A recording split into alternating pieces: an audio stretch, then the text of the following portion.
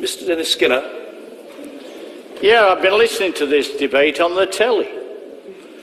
And I don't know what all the fuss is about. Because many times, I suppose I've been on nearly every picket line that exists. I've been on one today with the hospital doctors. And there was a tremendous turnout and all the rest of it. But I remember being on one when the second 11 of the Gang of Four took over TVAM. Well, it was like a Gang of Four. They were very big and important people. One was a member of Parliament who later ran into some trouble. I think he got arrested, but I'm not sure. But I was on that picket line.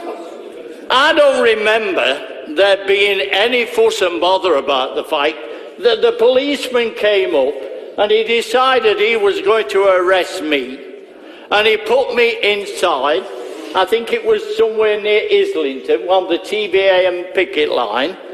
And then after 3 hours, and I'm thinking I'm going to miss Prime Minister's question time, a man came in with all these pips on his shoulder, and he says, "Is there anything I can do for you, sir?" I said, "Yes." I said, "I'm trying to get out to get to Prime Minister's question time." I says, "I'm also struggling with 13 across in the Guardian crossword."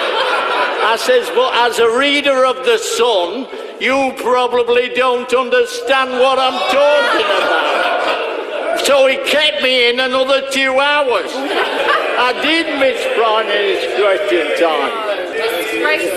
Fortunately, there had been a cameraman on the picket line with his own camera, and he managed to prove, in all the further and better particulars, that I'd not done anything at all.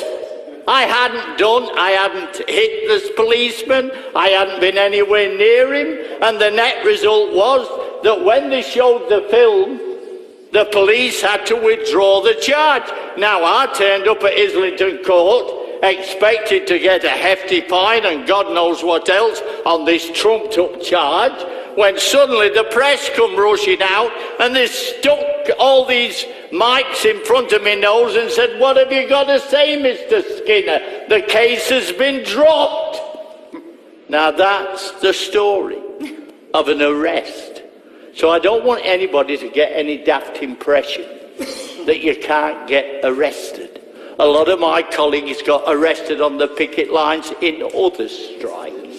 And I think it's a load of nonsense when people assume that it's not possible to arrest members of Parliament.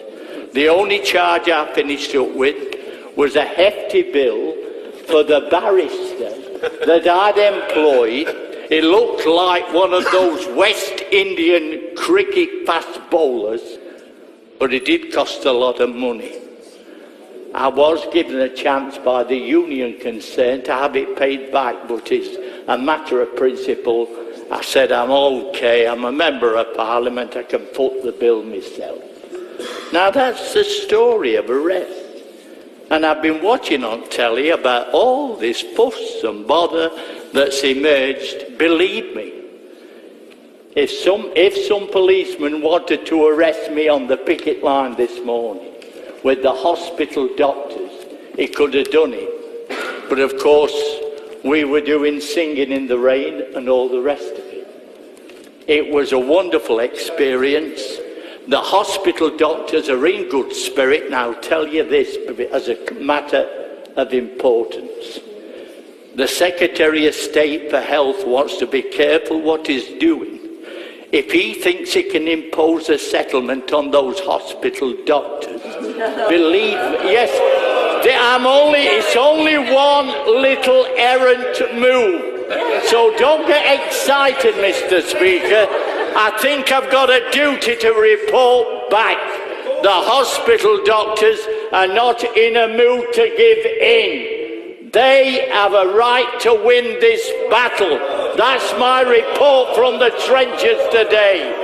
Thank you very much for listening.